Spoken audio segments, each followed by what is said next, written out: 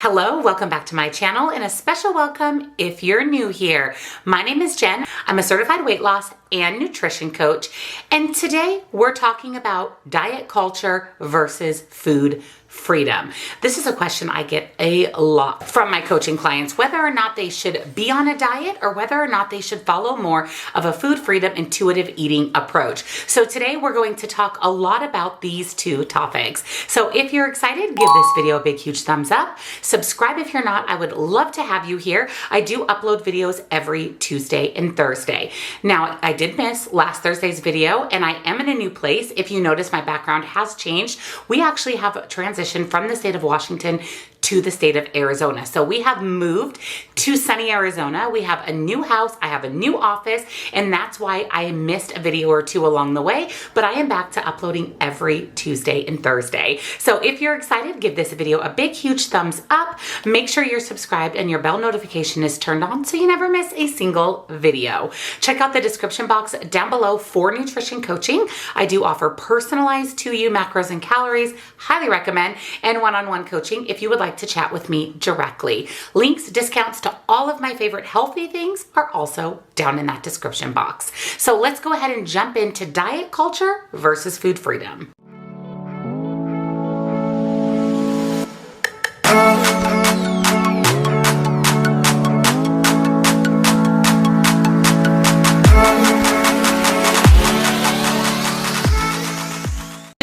Food freedom is a pretty complex term. The definitions of food freedom range from dropping diet culture altogether to restrictive diets that actually help you achieve your health goals by restricting and abstaining from certain foods or food groups. So really the term food freedom, the definition of that can range from person to person, healthcare professional, nutritionist, dietitian, doctor. There are many different variations of the term food freedom. It is marketed as a way to avoid an eating disorder and also a way to have sustainable weight loss and maintain that weight loss forever. So for today's video, we're really going to talk about food freedom. What is mindful eating? What is intuitive eating? And how this can not only help you lose weight, maintain your weight, but also live a life that isn't affected every single minute, every single thought with food. So first, let's define what food freedom is. Like I said, there are many definitions out there. There are many people who have different definitions of this, but let's go ahead and talk about the key factors that play into the term food freedom. It is freedom from industrial food production.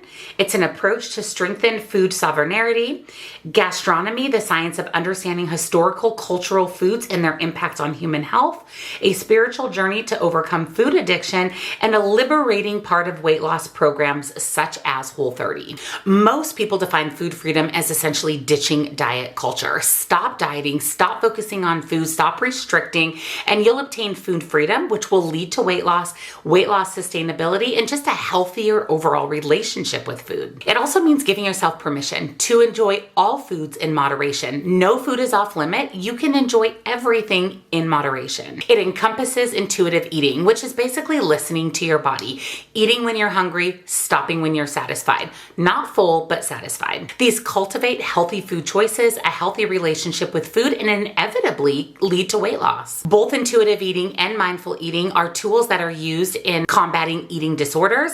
And we're not talking about just anorexia and bulimia. We're talking about binge eating disorder and obesity related eating disorders as well. By following a mindful eating approach, an intuitive eating approach, a food freedom approach, you can help navigate and break apart those eating disorder behaviors. Food freedom also increases food flexibility and again can help repair your relationship with food. So where did this term food freedom even come from? Food freedom is a therapeutic approach for eating disorder recovery, grew out of the need for non-pharmaceutical treatments that emphasize behavioral changes, such as a positive body image and healthy eating attitudes. Did you know that the diet industry is a multi-billion-dollar industry?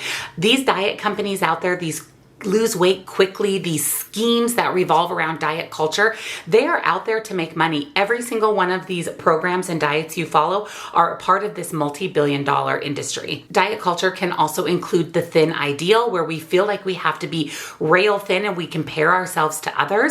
It can also lead to eating disordered behaviors and an unhealthy relationship with food by restricting and eliminating certain foods and food groups. And in fact, more evidence than not shows that dieting in general does not lead to overall weight loss and definitely doesn't lead to sustained weight loss. Most people who follow a diet approach will lose weight, but will gain all of that weight back and sometimes even more. Gaining back your weight after being on a diet or restricting or eliminating food groups happens within the first 1 to 5 years.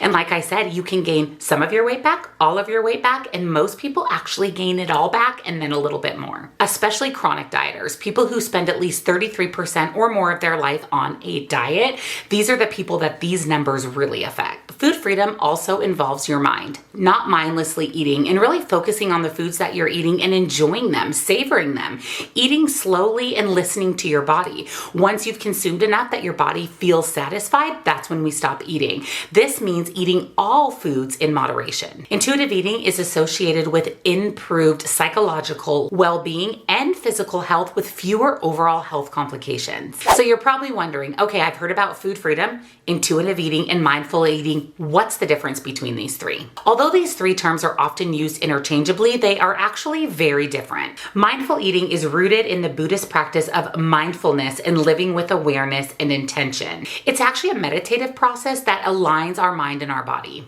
It fosters a non-judgmental state, and it allows us to focus on the sights, sounds, and smells of the foods that we're eating. Mindful eating, in a nutshell, is the art of being present while you eat. Now, similarly, intuitive eating nurtures a mind-body connection, but is distinctively rooted in a weight-inclusive approach to health and serves as the core of the health at every size paradigm. Intuitive eating is actually guided by 10 principles: respecting your body, rejecting diet culture, making peace with food, and honoring your health through gentle nutrition. And food freedom isn't as well defined. It may represent true forms of intuitive eating or mindful eating, or it may attempt to bridge gaps between intentional weight loss, caloric restriction, and increased flexibility with food. Although the definitions of these three things are very different, food freedom, mindful eating, and intuitive eating, they all seek to reduce unnecessary diet restrictions and improve your overall relationship with food, which is so incredibly important. As we lose weight, we have to heal our relationship with food so that we're able to maintain that weight loss,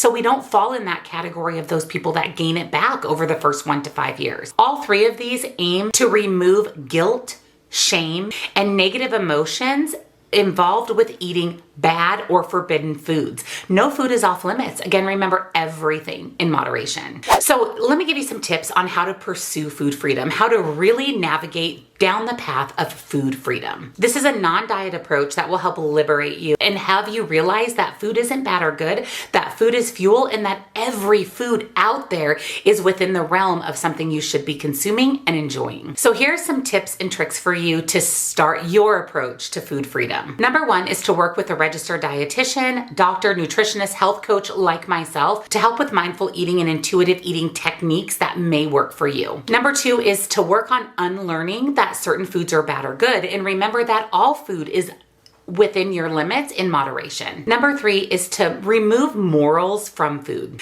Understand that you're not a bad person if you ate a cookie or a piece of cake or an entire bag of chips. Food choices should not make you feel inferior or superior, because overall it's just food. Number 4 is to give yourself permission to enjoy foods that you love on a regular basis. This way you won't feel out of control when you consume these foods, and it'll be something that you're able to implement into your day-to-day life. Next is focus on health-related things that can benefit your weight loss, like staying hydrated, getting in your water, and of course, engaging in fun physical activity. And remember, the number on the scale is just that, a number. Next is to tune into your internal cues. When are you hungry? When are you satisfied?